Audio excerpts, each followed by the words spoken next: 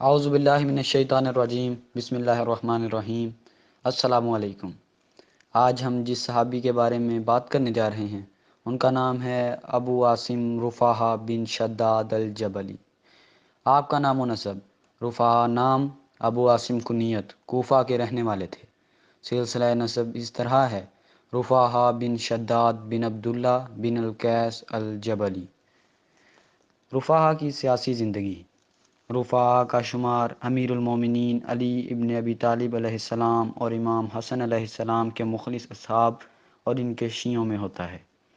افسوس ہے کہ 40 ہجری تک ان کا کوئی حال نہیں ملتا، البتہ اس کے بعد آپ حجر بن عدی کے رفقا میں نظر آتے ہیں۔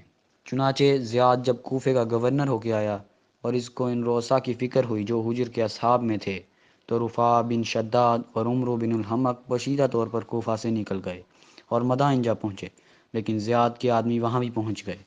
مجبوراً وہاں سے بھی چل پڑے اور موصل آ گئے۔ یہاں آ کر یہ دونوں ایک پہاڑ کے دامن میں چھپے رہے۔ اس گاؤں کے عامل کو جس وقت یہ معلوم ہوا کہ دو شخص یہاں چھپے ہوئے ہیں تو اسے ان پر شبہ ہوا۔ چنانچہ یہ اپنے ہمراہ کچھ سوار اور اہل شہر کو لے کر پہاڑ کی طرف آیا۔ ان دونوں نے جب ان لوگوں کو آتے ہوئے دیکھا تو پہاڑ سے نکل آئے۔ عمرو بن الحمق کو ایک بیماری تھی، ان کے پیٹ میں پانی اتر آیا تھا۔ اس بنا پر وہ اپنے آپ کو تو نہ بچا سکے، البتہ رفاحہ بن شداد ایک جوان تھے، وہ اپنے گھوڑے پر سوار ہو گئے اور عمرو بن حمق سے کہا کہ میں تمہاری طرف سے لڑتا ہوں۔ انہوں نے کہا کہ تمہارے لڑنے سے مجھے کیا فائدہ پہنچے گا، ہو سکے تو اپنی جان بچا کر نکل جاؤ۔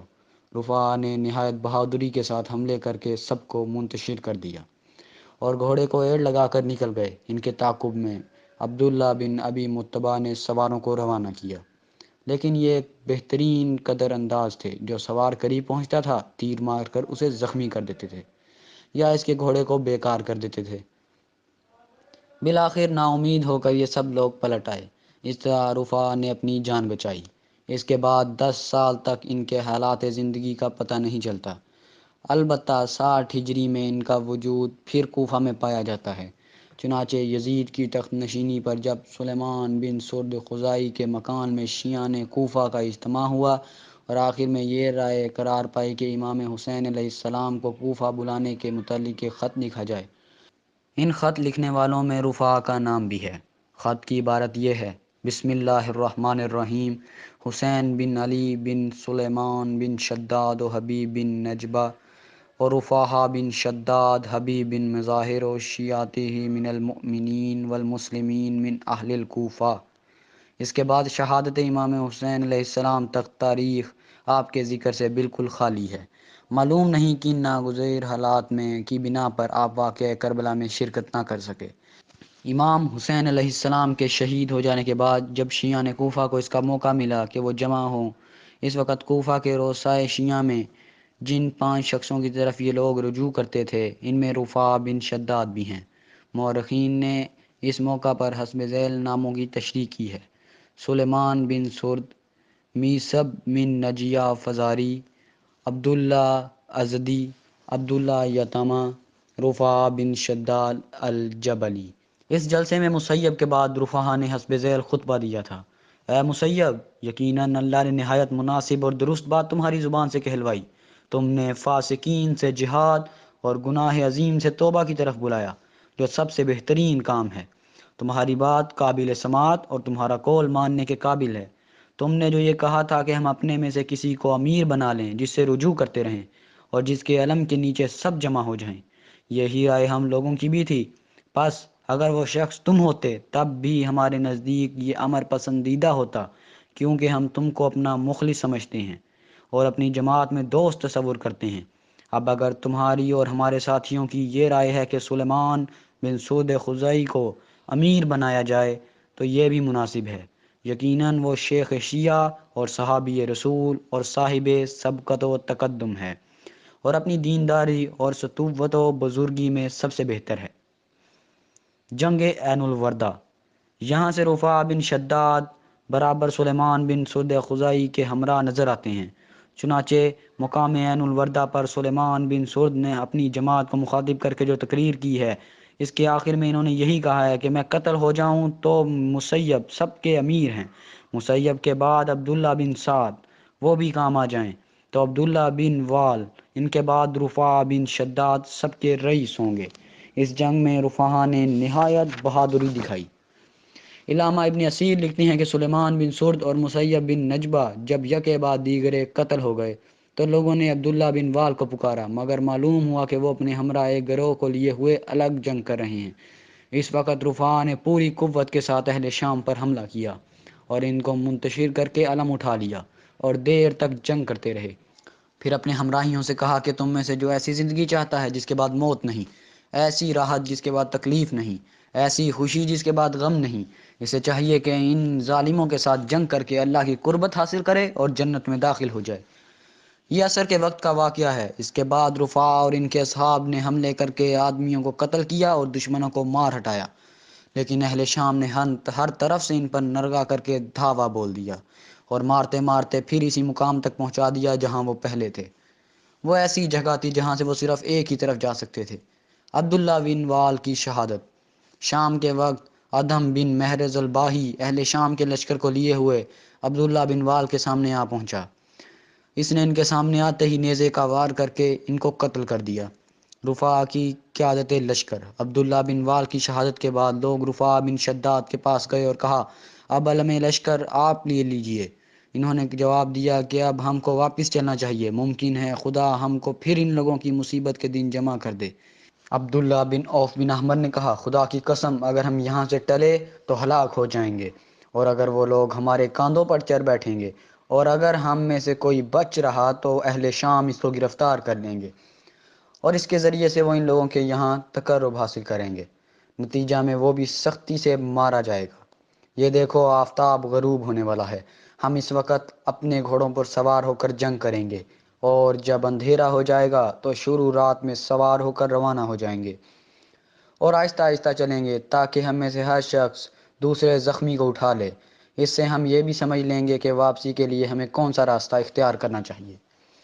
رفاع نے کہا، تمہاری رائے بالکل درست ہے۔ یہ کہہ کر انہوں نے علم اٹھا لیا اور نہایت شدت کے ساتھ لڑنا شروع کر دیا۔ عبداللہ بن عزیز کنانی کی شہادت۔ عبداللہ بن عزیز الکنانی جو رفاع کے پرجوش ساتھیوں میں تھے آگے بڑھے اور اہل شام سے لڑنا شروع کیا۔ ان کا سفیر سن بیٹا محمد بن کے ہمراہ تھا۔ انہوں نے اہل شام میں سے کچھ لوگوں کو جو بنو کنانا تھے آواز دی اور اپنے لڑکے کو ان کے حوالے کیا تاکہ وہ اسے کوفہ پہنچا دیں۔ اہل شام نے اس کو بھی پناہ دینی چاہی، مگر انہوں نے انکار کر دیا اور لڑتے لڑتے درجہ شہادت پر فائز ہو گئے۔ عبداللہ بن عزیز کنانی کی شہادت کے بعد شام کے وقت کرب بن یزید الحمیری اپنے ساتھ 100 آدمیوں کو لے کر آگے بڑھے اور شدت کے ساتھ حملہ کرنا شروع کر دیا۔ ابن ذیقلع حمیری نے ان کی برادری کے تمام ساتھیوں کے لیے امن پیش کیے، مگر ان سب نے یک زبان ہو کر یہ جواب دیا، ہم دنیا میں بالکل امان میں تھے، ہم اب صرف امان آخرت کی تلاش میں نکلے ہیں۔ غرض کہ وہ سب بھی لڑتے لڑتے شہید ہوئے۔ اس کے بعد سخر بن حلال المزنی بنو مزینہ کے 30 آدمیوں کو لے کر آگے بڑھے اور لڑتے لڑتے مارے گئے۔ جب شام ہو گئی تو اہل شام اپنی چھاؤنی کی طرف گئے۔ رفاع نے دیکھنا شروع کیا کہ جس جس کا گھوڑا اس کی ران کے نیچے مر گیا ہو یا زخمی ہو گیا، اس شخص کو دوسرے آدمی کے حوالے کر دیا جائے۔ چنانچہ وہ یہ انتظام کر کے اپنے آدمیوں کو ہمراہ لے کر اس رات کو وہاں سے واپس ہو گئے۔ صبح کو حسین نے رفاع کے مقابلے کو جانا چاہا، مگر ان کو نہ پا کر واپس ہو گیا۔ اہل کوفہ وہاں سے روانہ ہو کر کرکیسیہ آئے۔ یہاں انہوں نے 3 روز قیام کیا اور کچھ زیادہ راہ لے کر پھر کوفہ روانہ ہو گئے۔ رفاع اور مختار۔ رفاع جب کوفہ پہنچے تو مختار قید میں تھے۔ انہوں نے وہیں سے حسب ذیل خط رفاع کے نام لکھا، اما بعد، مرحبا ہے ان لوگوں کے لیے جن کی واپسی پر بھی خدا نے ان کو اجر عظیم عطا کرتا ہے، اور جو قتل ہوئے ان سے بھی راضی ہوتا ہے۔ قسم ہے رب کعبہ کی کہ تم میں سے کوئی چلنے والا ایک قدم بھی نہیں چلا اور زمین بلند پر نہیں چڑھا مگر یہ کہ اس کے لیے اللہ کی طرف سے دنیا سے زیادہ ثواب ہے۔ سلیمان پر جو فرض تھا وہ ادا کر گئے، خدا نے ان کو اٹھا لیا، ان کی روح دیگر انبیاء و صدیقین اور شہداء کی ارواح کے درجے میں ہے۔ اب تمہارا ایسا کوئی شخص باقی نہیں ہے جسے تم مدد لے سکو، مگر میں امیر معمور اور امین مامون ہوں، ظالموں کو قتل کرنے والا اور دشمنان دین سے بدلہ لینے والا ہوں، لیکن یہاں مقید ہوں، اس لیے تم تیار ہو جاؤ، اوروں کو تیار کرو، آئندہ کے متوقع حالات سے خوش ہو جاؤ، میں تم کو کتاب اللہ، سنت رسول، طلب خون اہل بیت، زوفا کی جانب سے مدافعت اور ظالمین سے جہاد کرنے کی دعوت دیتا ہوں۔ والسلام۔ رفاع کے پاس جب یہ خط پہنچا تو انہوں نے شنی بن مخزمہ العبدی، سعد بن حذیفہ، یزید بن انس، احمر بن شمیت، احمسی بن عبداللہ بن شداد الجبلی اور عبداللہ بن کامل کو پڑھ کر سنایا۔ ان سب کی یہ رائے ہوئی کہ ابن کامل کو مختار کے پاس یہ پیغام دے کر بھیجا جائے کہ ہم سب تمہارے ساتھ رہنے کو تیار ہیں، اگر چاہو تو ہم تم کو کیسے چھڑا لیں گے، لیکن مختار خود ہی کچھ دنوں کے بعد رہا کر دیے گئے۔ رفاع کی مختار سے علیحدگی۔ مختار کے کوفہ پر قابض ہونے تک رفاع برابران کے ساتھ رہے، لیکن 66 ہجری میں جب وہ خون حسین کا انتقام لینے کے لیے کھڑے ہوئے اور مورخین کی تصریح کے مطابق انہوں نے یہ ظاہر کیا کہ میں محمد بن الحنیفہ کا وکیل اور سفیر ہوں، تو رفاع ان سے الگ ہو گئے، اور صرف الگ ہی نہیں ہوئے بلکہ وہ اس گروہ میں شامل ہو گئے جو مختار کے ساتھ برسر پیکار تھا۔ ان کے سردار عبد الرحمن بن سعید بن قیس، عبد الرحمن بن مخنف ازوی تھے۔ چنانچہ یہ سب لوگ جب بنو سبی کے قبیلہ میں جمع ہوئے تو اس وقت ان میں اختلاف ہوا کہ امامت کون کرے۔ عبد الرحمن بن مخنف ازوی نے رفاع بن شداد کو امامت کے لیے منتخب کیا، جس پر سب راضی ہو گئے۔ مختار نے ان لوگوں کے پاس پیغام بھیجا کہ جو تم چاہو گے میں وہ کرنے کے لیے تیار ہوں۔ انہوں نے جواب دیا کہ ہم بس یہ چاہتے ہیں کہ تم ہم سے الگ ہو جاؤ، کیونکہ تمہارا دعویٰ ہے کہ مجھ کو محمد حنیفہ نے بھیجا ہے، حالانکہ یہ غلط ہے۔ مختار نے کہلا بھیجا کہ اگر تم کو اس میں تردد ہے تو اپنی طرف سے ان کے پاس ایک وفد روانہ کرو، یہاں سے میں بھی کچھ لوگوں کو بھیجتا ہوں۔ مورخ کامل کا اس موقع پر لکھتے ہیں، اس جواب سے مختار کا مقصد یہ تھا کہ جب تک ابراہیم بن مالک اشتر پہنچیں اس وقت تک معاملے کو طویل کیا جائے، لیکن وہ لوگ راضی نہ ہوئے اور جنگ چھڑ گئی۔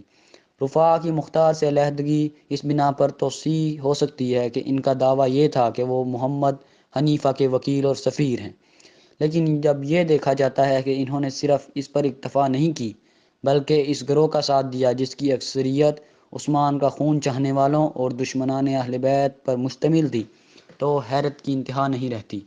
یقیناً رفاع کی یہ ایک بہت بڑی کمزوری تھی جو ان کے تمام گزشتہ کارناموں پر پانی پھیر رہی تھی، لیکن توفیق الہی نے عین وقت پر ان کی دستگیری کی اور ان کی وہ تلوار جو ابھی ابھی مختار اور ان کے ساتھیوں کے لیے تیز ہو رہی تھی خود اپنی جماعت پر ہی پلٹ پڑی۔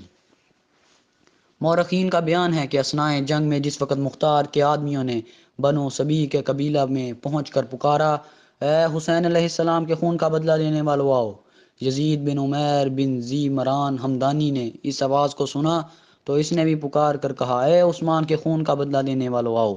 رفاع جو اس وقت تک ان کی طرف سے جنگ کر رہے تھے یہ سن کر پلٹ پڑے اور کہا، ہم کو عثمان سے کیا واسطہ، میں ایسے لوگوں کے ساتھ ہو کر نہیں لڑوں گا جو عثمان کے خون کا بدلہ چاہتے ہیں۔ اس پر ان کی جماعت کے کچھ لوگوں نے کہا کہ تم ہم کو یہاں تک لائے ہو اور ہم نے تمہاری اطاعت کی ہے، اور جو وہ وقت آیا ہے کہ ہم اب تلوار چلا رہے ہیں تو تم ہمارا ساتھ چھوڑ رہے ہو۔